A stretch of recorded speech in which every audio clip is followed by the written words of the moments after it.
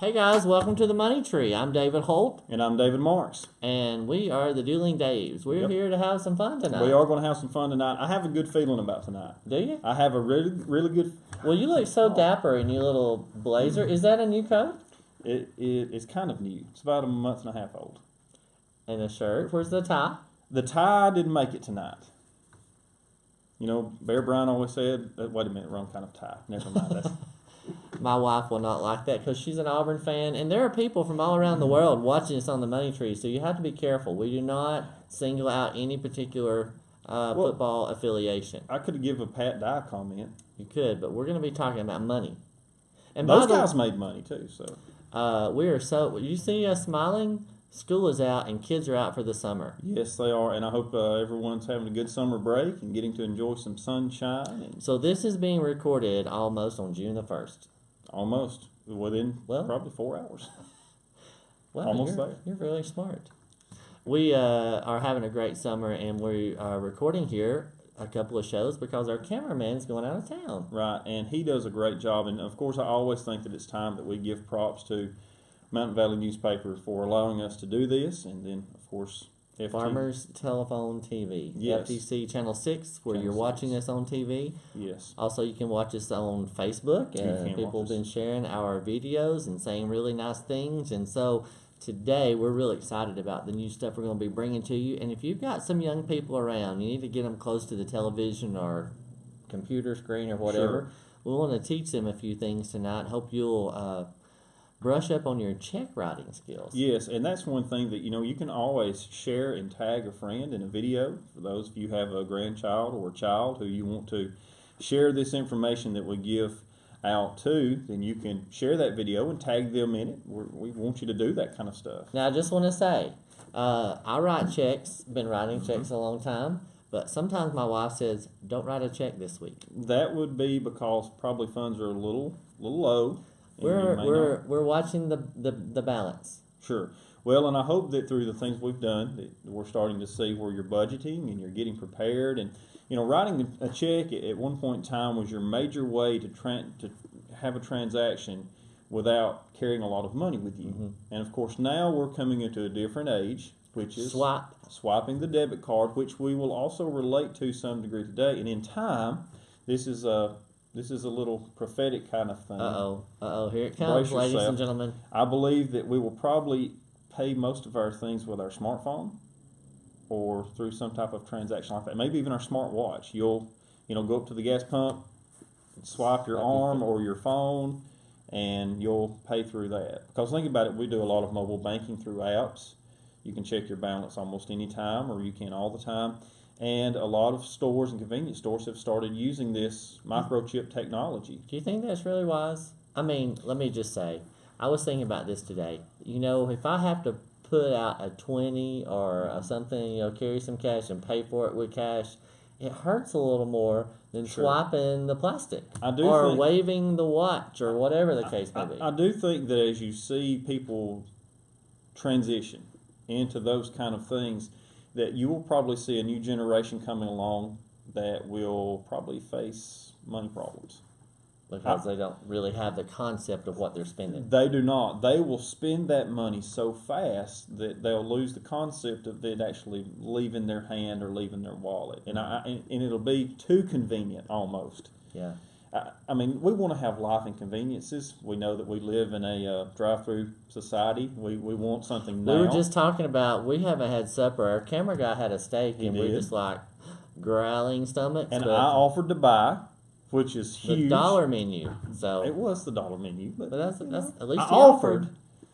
I might splurge for a little bit more than that. Okay. We can see. But I do think that as technology changes and as people do, so this may seem like a very archaic way, but I do think that if you are working off of a budget and you're not going to do an automatic draft with your bills, that check writing is going to be what you use. Now, of course, we have online bill pay. Right. I mean, there's all kind of avenues now that maybe my parents didn't have 30 years ago.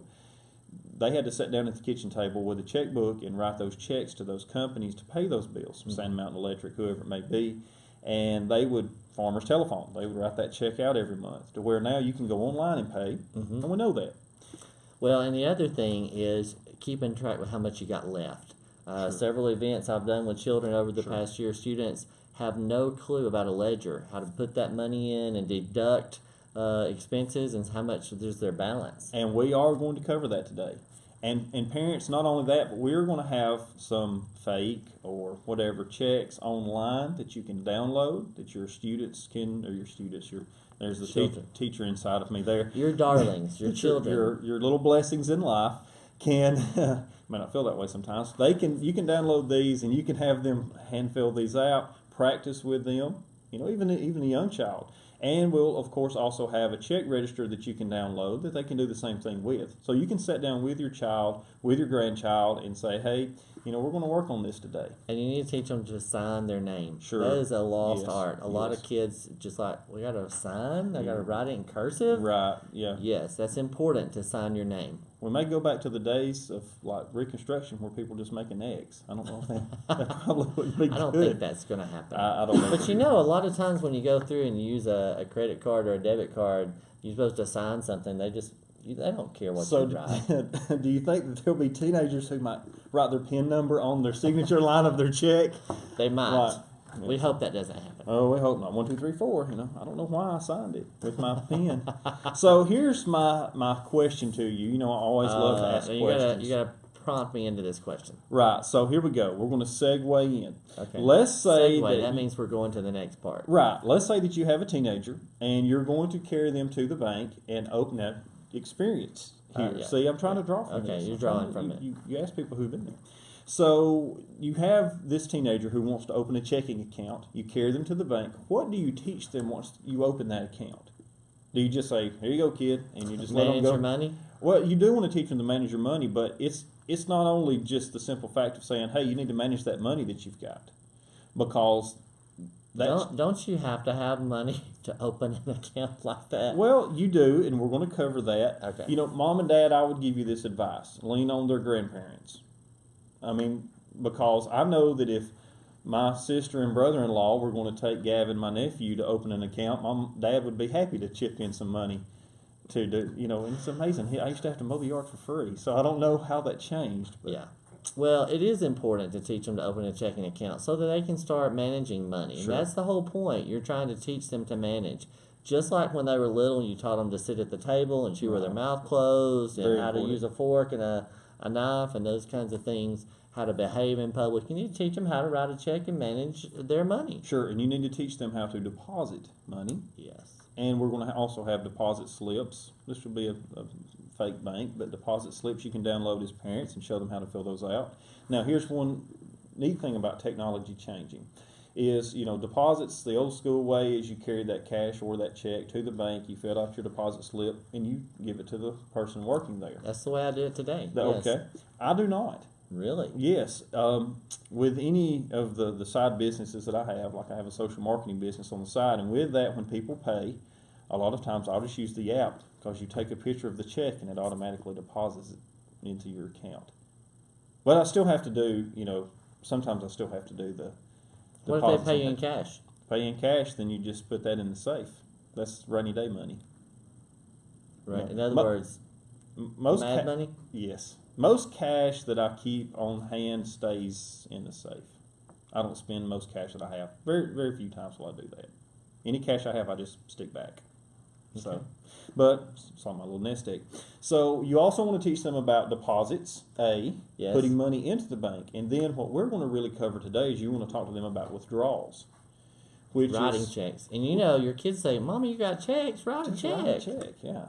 But see, it takes you depositing money to be able to withdraw money. Joy kill. Joy Yeah, kill. well, there's the fun side, and I then spend there's it. the not so fun side. Yeah. Someone, Frugal. someone has to be the boring person, and I guess I can take that on. And he has the blazer to prove it, ladies and Yes. gentlemen. Well, at least I'm not using a monotone voice. I could do that. We're going to talk We're going about to talk. checks today. So let's look at our first slide if we can. Let's talk Okay. about check writing for just a moment, and if we will, let's look at the first slide. That's to Arlen Blevins, but he doesn't have a D at the end of his name.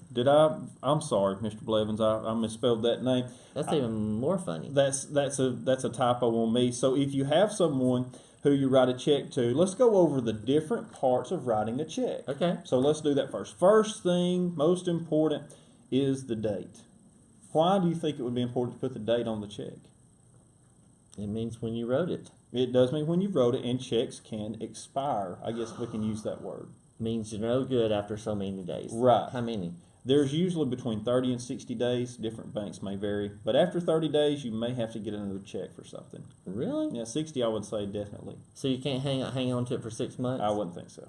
Okay. Now, the bank may take that check, but they may call, and there may be, because think about what can change in a person's life in 6 months. Yeah. So if I wrote you a check today, that check is basically my way of saying I have enough money in the bank to pay you this much. I don't have the cash on hand, so my bank covers me with this piece of paper. Gotcha. That's basically what a check does. Well, if I write a check today and you wait and hold it 6 months, that's a long time to see if I still have those funds. That's why you never post date a check? Right. Or accept one that's post dated? Yes, exactly. Exactly. You never want to do that. So the second part of that, and this is one of the most important parts, is the name of the organization that you're paying. Mm-hmm. So, of course, on this, is we have Mr. Blevins' name is spelled on there. Thank you, David Marks, for misspelling that. You know, I'm not a great speller. Hey, it's okay. Because we can't He's been called a lot worse. That's true, and we can't all S-P-E-L right. So here we go. Seeing that, you want to put the name of the person or the entity that you're writing it to on this line. Okay. And you want to write that legibly. Yes. Can they print? They can print. Of Okay. course, that can be done, but you know, you want to have a unique handwriting to your checks because there is things that can happen with your checks. Criminal activities. People would alter them. People can alter them. People may try to change what you do. So you want to almost be unique. You know, we all, kind of like a fingerprint, we all have our unique way of writing. Yes. And your handwriting's probably a lot better than mine. Mine is very sloppy. But so you almost were a doctor? Well, no. I heard doctors can't write. You know, I did want to be a doctor when I was in kindergarten. Okay. And then I went to first grade and figured out that was out. Okay, So, you know, the work got a lot harder. I was an engineering major when I started out, so I was just taking notes as fast as I can. Terrible handwriting. Handwriting. So my handwriting is different than your handwriting. Mr. Blevins is different than ours, and the whole audience, of course, knows they have their own handwriting. So this is also a way if someone were to take my checks and try to write a check with it, the bank could probably pick out, hey, this is not his handwriting. Yes. And we're going to get to a second part of why that's so important in just a few minutes. Okay. So first we cover the date. Then we cover writing it to the entity, to the person who it's to, making sure that you write that legibly so that people can see it. The third thing we want to cover is writing the amount in numerals. Yes. Or as we might say in our area, put it in numbers. Put it in numbers. Write them numbers down. And it's very important that you use decimals. Yes. And that you put everything correctly, because there's going to be two ways the bank is going to look at this and see how much money needs to be withdrawn. They're going to look at this box, which has the numerical amount, as we see on our slide there, $350.72. Okay. Then they're going to look at the next line, is where you write the amount in words. Now, quick little fact here. This is a grammatical thing, and if there's coworkers I have, Rhonda Lasser is our English teacher, she's probably is going to correct me on this. But when you write amounts out, what is one mistake that we say it, so therefore we write like we talk a lot of times? We don't put the and. We'll put the and, or we'll put too many ands, or we'll do something. So we'll say, well, that's about 350 and 500. You know, we throw out a lot of ands. Yeah. Did you like my? I did. That was very country. You know, from my family there. So the way we want to do that is you want to write out of the amount. So you see that we have written $350. No and there. No and there. And 72. Now, why did I do 72 over 100? Well, first of all, the and goes where the decimal point is. Yes. And 72 over 100 means, well, I know it's hundreds, but it's, what are pennies worth? 100. I don't know if a cent, you know, out of 100. 100 pennies make a dollar. Make a dollar, that's right. You had the concept, it is almost okay. probably past 8 o'clock. So. It is. And you haven't ate. I haven't. But let me tell you a trick. Someone I know that lives with me. Okay. She puts only in front of every when she's writing it like Really? only $350.72. So it's like almost a tease to those people you're writing the check to. You could have had more, but You only get. you only get this amount. I mean, that to me, I think I never do it. I haven't either. I think that's the habit she had. Mhm. And so if she writes a check, the words always start with the word only. I've never heard of that. Well, That you is need to unique. research that because I'm giving props to my wife. Yep, and she'll be proud. Yes, All right. maybe. So I think so. Brownie points. So you see there where we have written the amount, $350.72 or 100, and it will match the box. Where you wrote it, the number. That's what the bank is going to look at to make sure that you have matching, because you can write the wrong amounts on there. Which one do they pick if they're different? Well, I've heard different banks do different things. I've always been told that the handwritten line is the one that they take. Okay. Because going back to your signature, going back to your handwriting style, you can manipulate numbers in a box when they're numerically. I might could even look at your numbers and almost mimic them. It's going to be a lot harder for me to change that handwritten line. Okay. So that's the one that, by default, I've been told they will always look at. Bank Okay. people, maybe you could help us out with that. Then, of course, the next thing we have is the signature line. This is where you will sign your name, not your pen, In cursive, in cursive. Why would that be important, you think? because it should be unique to you. It should be unique. Kids, are you listening up? Teenagers, put down the cell phone for 5 minutes and listen. You need to make sure that you sign that line in cursive, because if you sign that in print, people can mimic that a lot easier. A lot easier. So it's going to be a unique identifier. And of course, the last line we see there is what it's for. Now, why would that matter? Well, so number one, you know what you wrote it for, but number two, like if you're paying off a bill of some kind, there's usually an account number there. If you put that account number, they know where to apply the They money. know where to apply it, and it's always a good rule of thumb if you have an auto loan to put that account number on that check so that it can be applied to that account. I always think that's a good rule. Or just, if you have someone come do lawn work for you, you may want to put that on there. Or charitable donation. You may want to write that on there if you do that, just because you're going to keep records. And then you can keep it on your taxes. You can take it off on your taxes, yes. Okay. So you want to make sure that you write why you're writing that check on there, what you're writing the check for there. And of course, you can see on our slide it's for the Money Tree Cameraman work. So Hey, man, he's making a killing. he is. Much more than we are. He'll probably get a raise after the He harassment had from the steak day. tonight. Did That's I say right. that already? I think you did. So now let's roll into our next portion of this, which Okay. is to me, writing checks, knowing how to write checks is important. You need to practice that with your child. I almost said student again. You need to practice that with your child. This next part, though, is more crucial than actually showing them how to write a check, and that is keeping a ledger or keeping a balance sheet. So we're going to talk about keeping a bank register, and again, we're going to have this for you to download. Yes. Or sometimes they come with your checks, the little thing where you write They do. how much it is. They do. But, I do believe in living by the KISS method in life. And that means That means keep it simple, stupid. So Silly. Keep it silly. silly. Yeah, whatever. Maybe that was just unique to what my family called. So, but you want to keep it simple. If you have a checkbook here and a checkbook there, and then you've got your register, you're spreading yourself out to make an error. So I would say keep 2 at the most. Okay. Keep your check register with you if you want to do that. And then keep your books, of course, at home that you need to make sure match with your bank statements, things like that. Now, Or you could put it on an Excel spreadsheet, and it's always that we accurate. have for free downloads. That's exactly right. So with this check register that we're going to talk about for just a second, I want to add an important one thing more to the checks. Banks offer to where you can get checks with carbon copies as you write them. I recommend doing that. Now, a lot of banks will charge you an additional fee for having that. Maybe it's $5 per book or whatever. It's worth the money, because when you go back, if you're not sure what you have written that check for, you have that carbon copy to back that up. So when you order those, make sure you do the carbon copies. We don't have those, but he does. I do. I have the carbon copies. So, all right, now let's talk about our bakery. If we can, let's flip over to our slide 2 for just one moment. Okay. This is our register here. As we're looking at this register, you can see where this is if the student, child, whatever, went to the bank. I did it Hard again. for you not to say It's student. like old habits just die hard.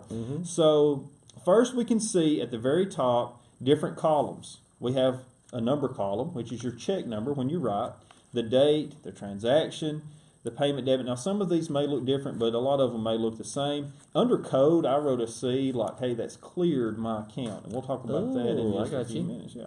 Deposits, of course, fees would be if you have written a check that has what we call bounced. Ouch. That means you had insufficient funds. There's a fee applied. Mm-hmm. And then the last column is for your balance. Now, there's not a That's column. the thing I couldn't get the kids to do when we did a ledger. Balance I could not that. get them to balance it and separate the they were all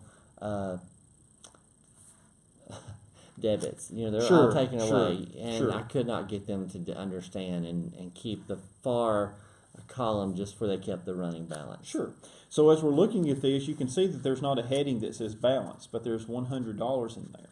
There's a reason why I did that, because as you fill up one register, you want to carry your balance over to the next sheet or the next slide, whatever you have. So I carried $100 over in this account. So let's say this was an already existing account that your child has. They had $100 balance when they rolled over that amount. So now we're looking at where money from mom and dad has given that child $400. It may be for, mowing the yard, for an allowance, whatever it may be, but they have that $400 deposit.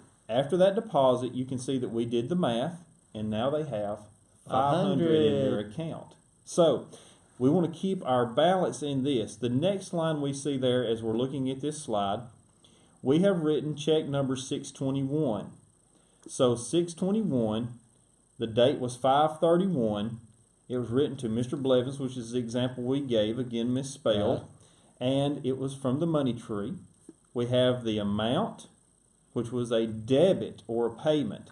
So as you see that there has been a payment debit, that means we have withdrawn money from that account. Yes. The check has cleared our account. That's where we match it with our register. And then our balance is $149.28. Now, in my family, we put a check mark. And you can do that. Okay. I just put a C just for convenience sake. It can be whatever indicator. If you want to draw a star, just as long as it's your Stars. Yes, as long as it's your symbol for whatever you want it to be. You could put a frowny face, I guess, if it was taking money away. Next, I added in another deposit there for working at the pool. Hey, I wonder where that came from. I might have pulled that idea from you. Hey, yes, I do that in the summertime. A little part-time job because the money tree has taught me to work to pay off debt. Pay off debt, yes. And then the last line, hey, look, I even threw you on there. Oh my gosh, I have an audio stereo store. Well, I'm glad Mr. Blevins is writing me a check. That's right. No, well, he's not. It's not his check. This is a child, but they're writing you a check because, see, this child worked at that pool. They worked really hard. They had to pull kids out. Some kid got sick in the pool, dip net, all that stuff. So after all that takes place, they made that hard-earned money. Then you just spend it with me. And they spend it at your audio store because, kids have to have the new latest sound, M3P player in their car dash there. So hey, I just have a phone with Pandora, whatever. Right. Whatever or works, right? whatever, yeah. So now we see that after those transactions have taken place, they have a balance of $96.88.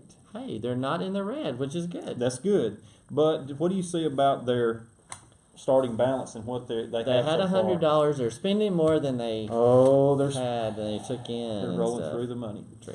So parents, grandparents, whoever it may be, aunts, uncles, whatever, we want you to take time, download these, work with these on your child, and help them to see how to write a check and how to do the check registry. Yes. That's a good starting tool. Start it at a young age if you need to. Now, that brings us to our next topic. Stock picks. Stock picks. Stock picks.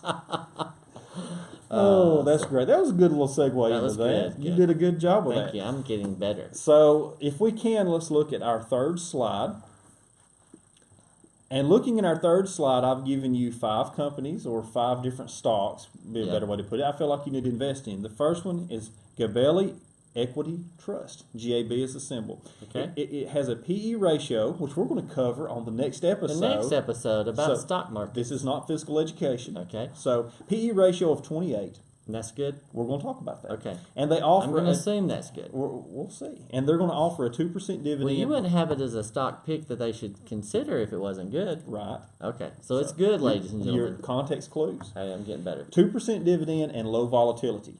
Low is- volatility means it doesn't go It up doesn't- and down. well, Stays pretty steady. It stays steady, and it doesn't have large swings up or large swings down. Okay. You want to stay with something low volatility. The next one is I'm Gold Corporation, IAG. This is actually one that all of these I have investments in. It closed today at 447, and again, we're trying to pick stocks that are maybe affordable stocks people can get into. It enables you to invest in gold without dropping the big cash, as we've talked about before. Because this is not your life savings. This is your fund money. Yep. Nuveen Tax Advantage Fund, JTD, it closed today at $15.97. But a 9% return. It has a 9% return with its return plus its dividend. Its dividend is going to be close to 2%, so you're getting about a 7% return on that so far this year. That's good. Yeah, it's very good. Ford Motor Company. You had that last time. I did, and the price on Ford last time was around $10.38, $10.48, and as you can see today, it closed at $11.12. So I think that Ford is still a safe buy at 11. I wouldn't want to buy into Ford over 12.50 probably, but Ford still gives you a 4% dividend. So you still, even if you bought it at 12 and they fail, you could still get your dividend off of Ford. And they're consistent. My son just bought a Ford. So there you go. So he's helping. He's helping drive that stock market price up. Right. And the last one I have there, another pick that I've used before, is the Liberty All-Star Equity Fund. This equity fund is very diverse. Has invested in over 100 companies and different stocks itself. It offers, again, about a 2% dividend, which doesn't sound like a lot, considering the stock is $5.57 a share. Mm-hmm. But over the last 5 years since this fund has been created, it has slowly made a growth. So it's slow growth. It's just like the little turtle, he just keeps walking. He just keeps going, or as in Finding Nemo, you just keep swimming. I think we've said that before. I was trying to kind of throw you a softball on that. Oh, thank you. I appreciate that. He's trying to encourage me to be a better host, spokesperson, make me feel better about what I'm learning. Sure. At the money Well, tree. That's what we do as counselors, is we make people feel better about who they are. You don't have the couch where they say, "I have problems today." No. Usually I'm like, "Suck it up, buttercup." Life's tough. Again, we certainly do appreciate you watching the Money Tree. We thank all of our friends at the mountainvalleynewspaper.com for their support. They believed in us, and my wife came up with a great idea to do this, and this is the brains behind the thing. He comes up with all the stuff to talk about. It leads me through it, so hopefully I can come up with things to ask that maybe you might ask. Sure. So if you don't know, we had some questions this week posted on our Facebook page. So we'll probably try to start covering those. That's what we would love for people to do. Ask a question, like the page, ask a question, and we'll try to cover that. Yes. So, I think one question was about a virtual show maybe at some point in time to where we can go live and people will ask questions and we will answer them as they... We have to get our sound guy to get more prepared. You just can't come straight from the steak supper and come and start working that camera. I did also have a contact this week wanting to know if we offered any kind of counseling to people. They wanted us he to would sit be great with that. So we might try to do a session That'd be too. fine. And hey, you didn't get there overnight. You can't get that out of there overnight. That's right. Got to get out of it. davidomarch.com/money-tree. Money-tree. Yeah. And facebook.com/moneytree TV. Thank you guys for watching. Thanks so much for watching. We'll see you next time. Hope you learned a little bit today. Have a great day.